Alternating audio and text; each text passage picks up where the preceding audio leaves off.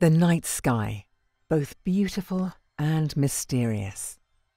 The subject of campfire stories, ancient myths and awe for as long as there have been people. Living beneath the open dark sky, the earliest humans were aware of nightly changes as planets marched across the sky, the moon waxed and waned, and occasional meteors flared across the horizon.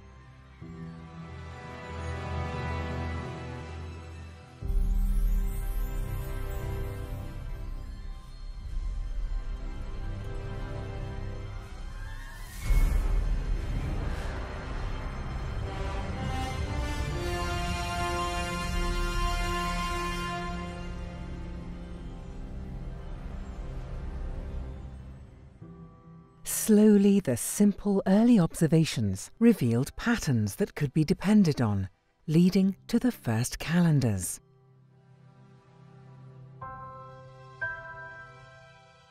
With the yearly cycle mapped out, settlements and agriculture could develop and early civilizations thrived.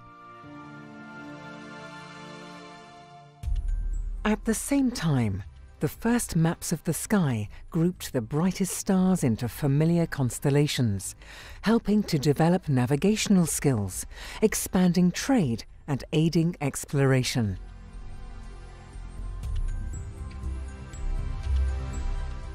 But the first astronomers had no real concept of the order behind the patterns of the sky.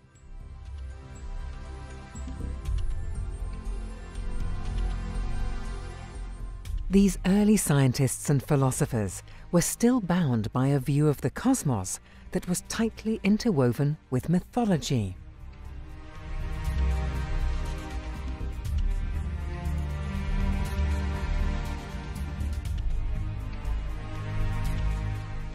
The ancient Greeks, with their rigorous intellectual approach, took the first steps towards separating the young science of astronomy from the ancient sky myths. The greatest minds of the age, such as Pythagoras, Eratosthenes, Apollonius, and Ptolemy, helped in developing a more complete scientific system capable of predicting astronomical phenomena.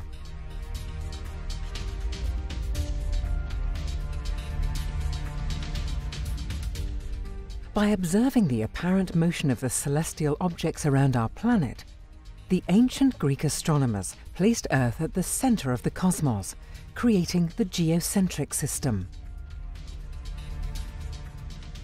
Aristarchos of Samos was the first Greek astronomer to propose the heliocentric model, placing the Sun rather than the Earth at the center of the known universe, but he was largely ignored for many centuries.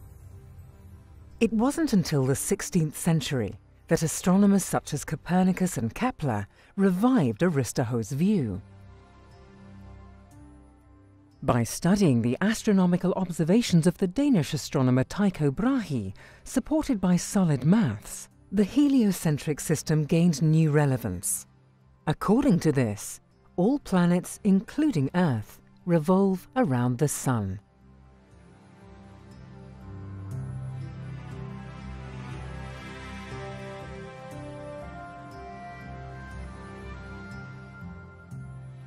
However, the true revolution in astronomy took place in 1609, when Galileo became the first astronomer to turn a telescope towards the sky.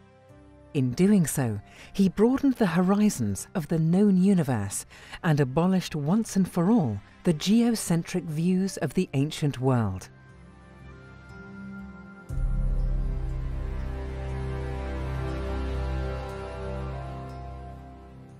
The telescope is an instrument that collects light and provides detailed images of remote and faint celestial objects.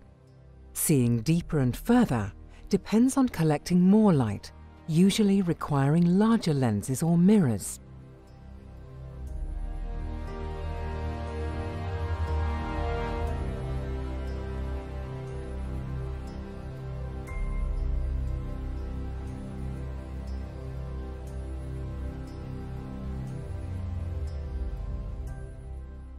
Today, scientists have huge telescopes, supported by state-of-the-art instrumentation and sophisticated software, to study the universe and discover its secrets.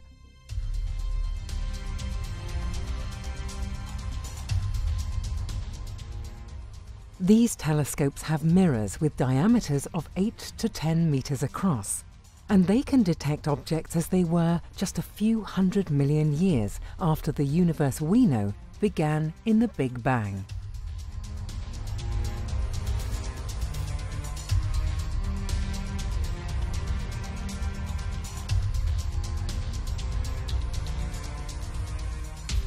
For the best results, these giant telescopes are most often located in remote mountain regions above much of the atmosphere and away from widespread urban light pollution.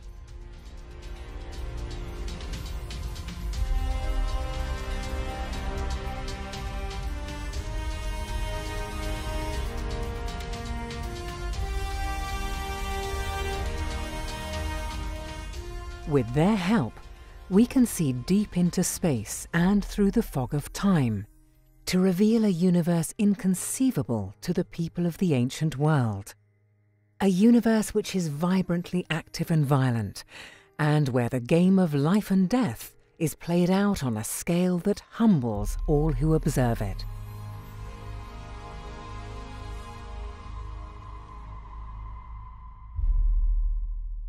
In the last 50 years, we have reached out into space, leaving the bonds of gravity behind, and opened a new era of exploration.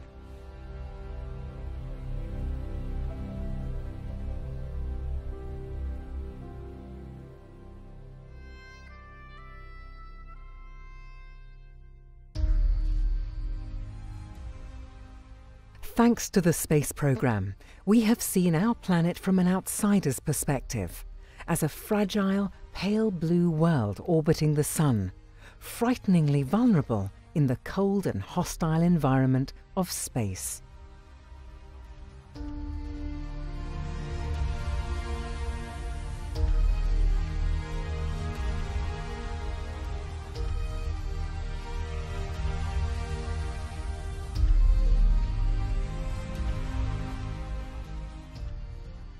Space technology has altered our way of life and changed our perception of the world from a place defined by maps and borders to that of a small and insignificant body in space.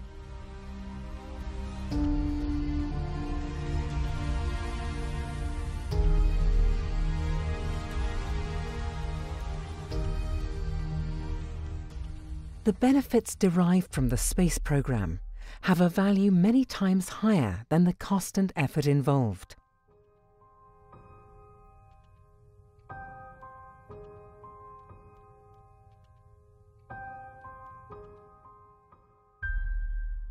With space exploration came the technology that has placed telescopes above the atmosphere of our planet.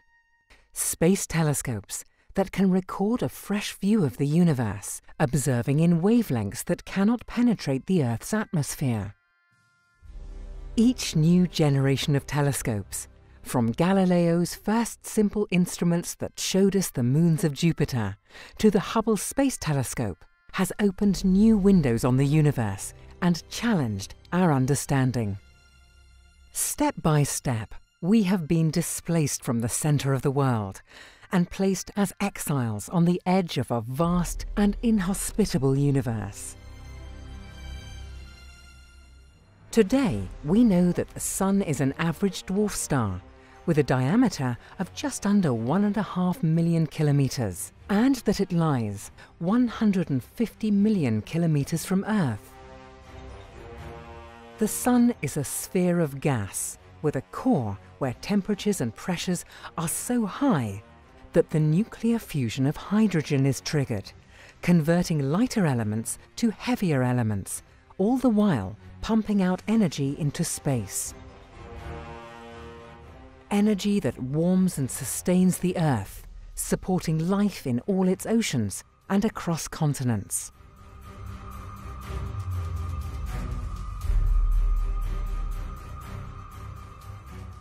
Periodically, on the surface of the Sun, a localized strong magnetic field forms, creating a sunspot. Here, energy can accumulate, which is then often released into space in the form of huge explosions known as flares.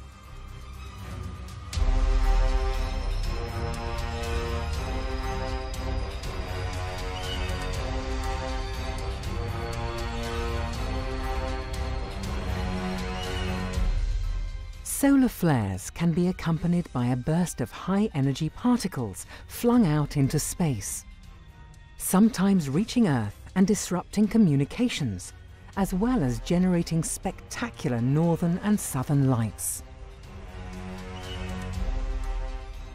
Currently, the Sun is in a very stable state and will continue to radiate energy at a steady rate for another 5 billion years or so.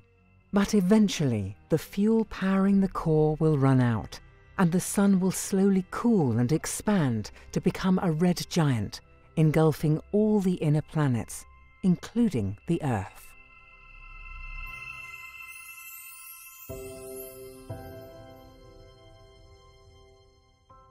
Mercury is the closest planet to the Sun, a lifeless world with a very thin atmosphere.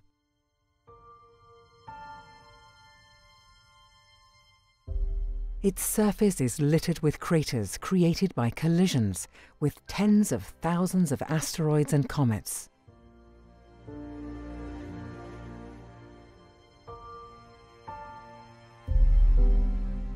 In 2004, scientists sent the space probe Messenger to Mercury to study this alien world.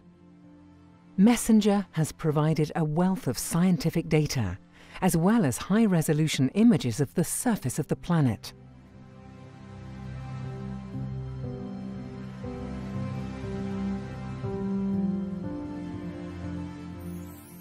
Venus is roughly the same size as Earth, but its atmosphere is choked with greenhouse gases and sulfuric acid.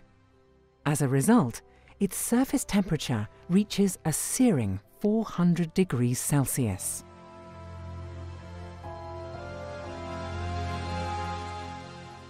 Venus undergoes intense geological activity, with vast lava outflows continuously transforming its surface. Through these processes, Venus's crust is totally renewed every few hundred million years.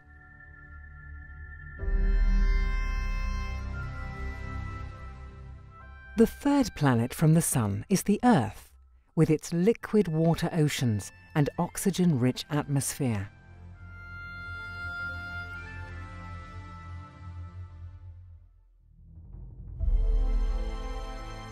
The Earth is an oasis of evolved life in the solar system.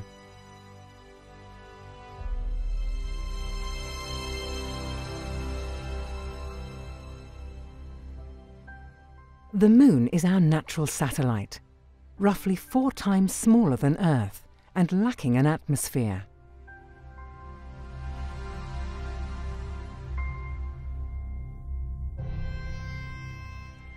The Moon's surface is covered in craters, which, as on Mercury, are the result of thousands of collisions during the early stages of the formation of the solar system.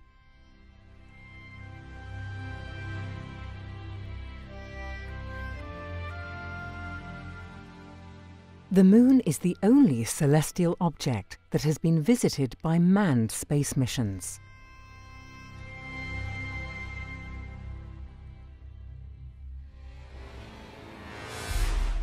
Mars is the 4th planet from the Sun and the closest to Earth, at a distance of about 70 million kilometers away at its closest approach.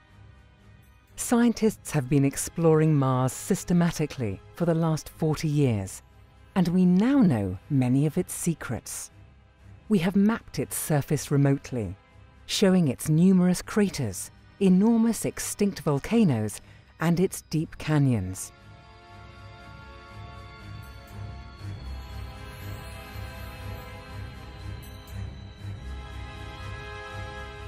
There was almost certainly water on the red planet long ago.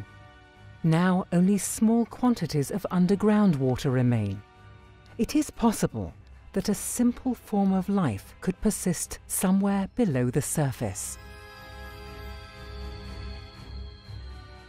Scientists continue to explore Mars with small remote-controlled vehicles, and it will be the target of several future manned missions.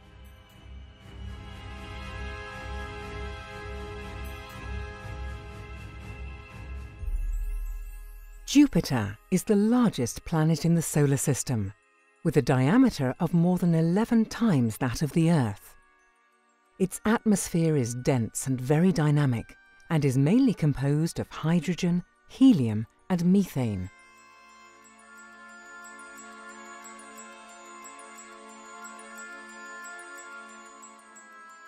One easily identifiable feature of its atmosphere is the Great Red Spot, a huge storm twice the size of Earth, which has lasted for hundreds of years.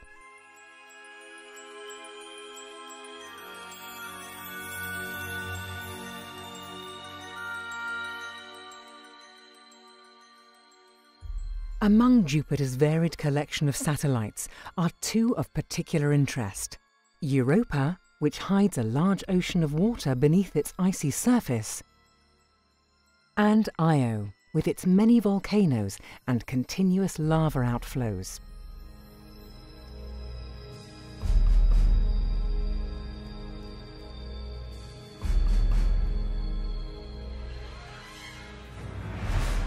Saturn is perhaps the most impressive planet in the entire solar system, thanks to its majestic ring system.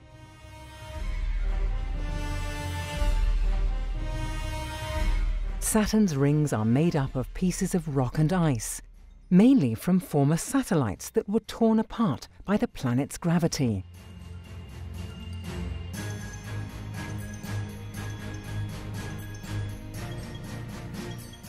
One of Saturn's moons, Titan, is an interesting world. Scientists have detected an atmosphere rich in organic matter and a surface with lakes of liquid methane.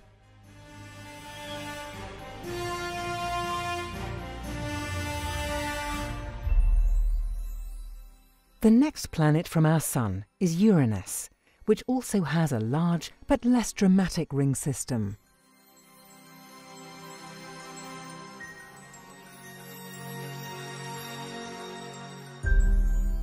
The outermost planet in the solar system, Neptune, looks quite like Uranus, yet has a much more active atmosphere.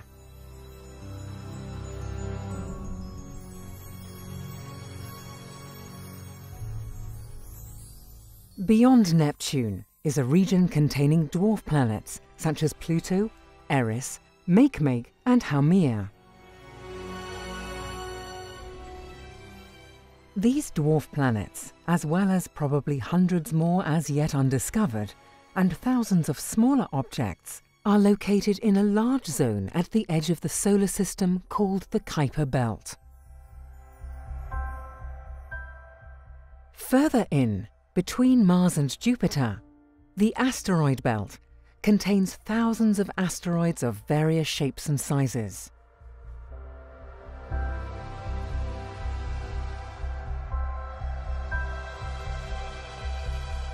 Space probes have managed to approach some of them and study them in detail.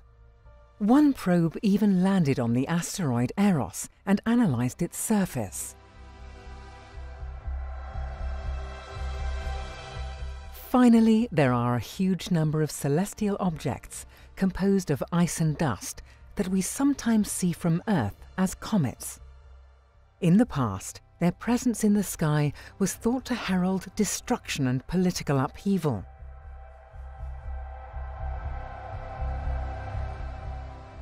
The Sun and its planets belong to a giant complex of at least 200 billion stars that make up our galaxy, the Milky Way.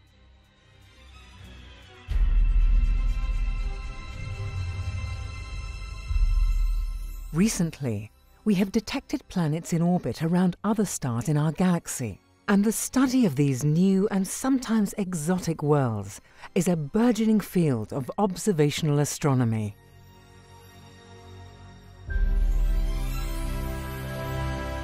Stars come in many different types and sizes, but none of them live forever. Their lifetimes range from a few million to billions of years. But when their fuel is exhausted, they die.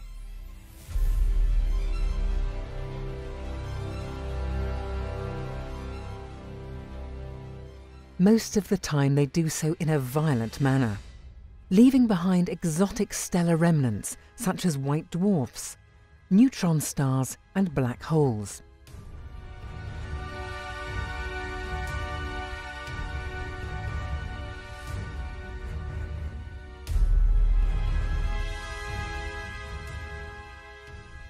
Stars usually form in groups called stellar clusters, which fall into two categories: globular or open clusters.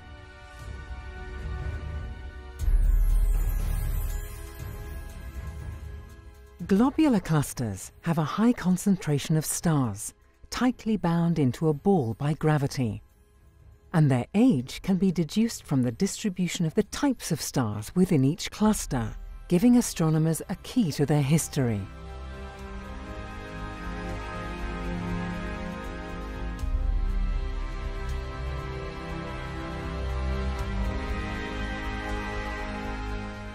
They are very common objects within galaxies. Some giant elliptical galaxies can host up to 30,000 globular clusters.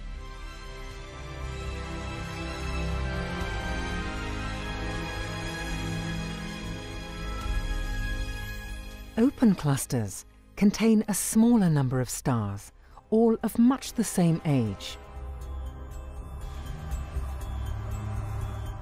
Stars in open clusters are loosely bound by gravity. Such clusters lose some or even all of their stars to the effects of gravity from other star clusters or gas clouds as they orbit the Milky Way center. In general, open clusters survive for a few 100 million years.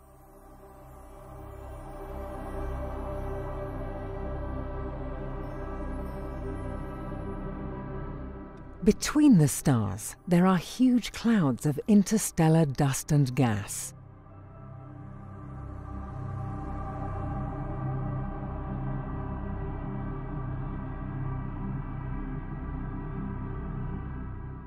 The gas in these nebulae consists of hydrogen, helium, and other ionized gases.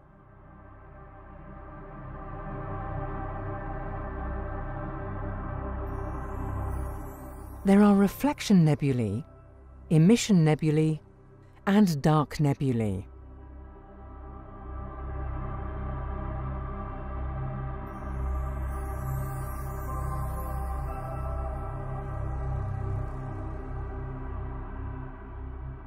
If conditions are right, these clouds can also collapse under their own gravity, until nuclear fusion ignites and new stars are born. The great act of creation continues to this day. Planetary nebulae are a type of emission nebula that are created when stars similar to the Sun expand, eject their outer layers, and eventually become white dwarfs.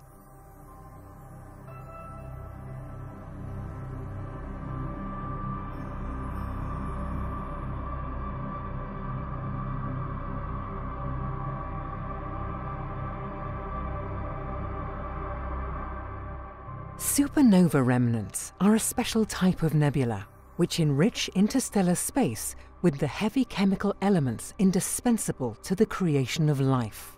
These remnants are the last surviving traces of the spectacular final demise of high-mass stars.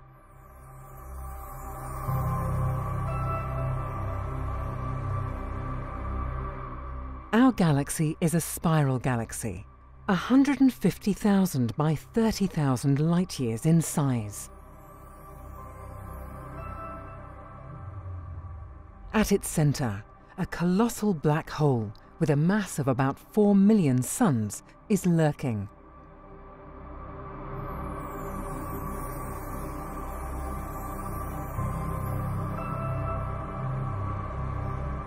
Enormous as it is, the Milky Way is far from the only galaxy in the universe. There are hundreds of billions of galaxies, and they come in all shapes and sizes.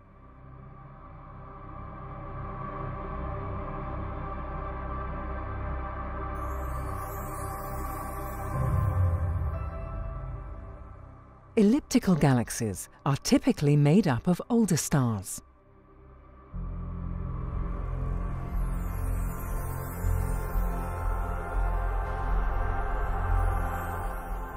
Spirals are usually composed of a bright nucleus and two spiral arms extending outwards from the galaxy's centre.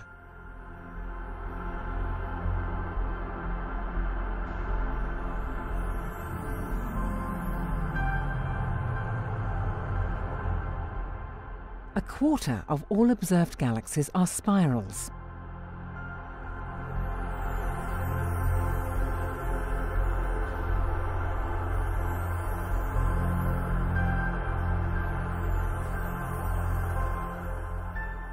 Galaxies with no specific shape are called irregulars. Their dust and gas content is huge.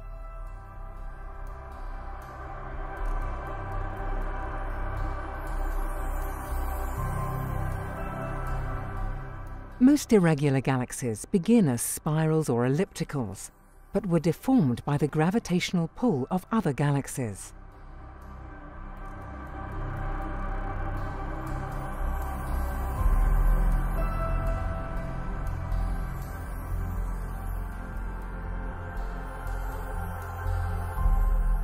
Under the influence of gravity, galaxies have a tendency to form groups, clusters, and superclusters.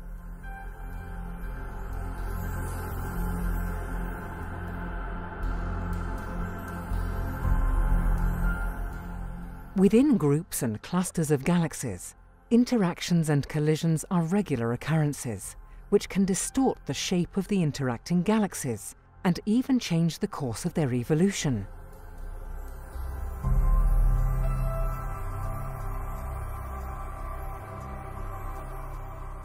The universe of galaxies is one that is in constant motion, a sweeping cosmic dance which, although beautiful, reveals the violence at its heart.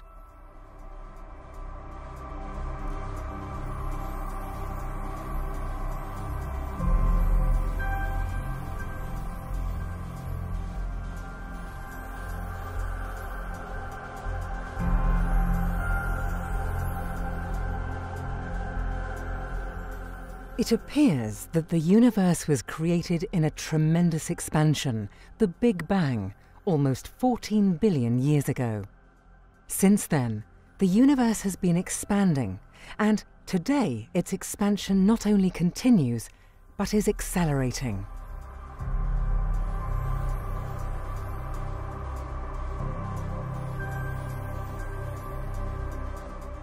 But despite all that we have learned, many of the greatest questions about the creation and the eventual demise of the universe remain unanswered.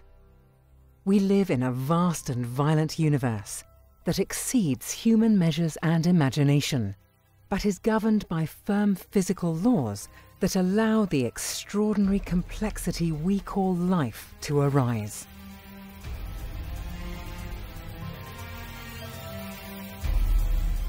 From our vantage point, on a pale blue planet orbiting an undistinguished star far from the center of our galaxy, we are privileged to be able to look out and seek the answers to these grand questions of existence.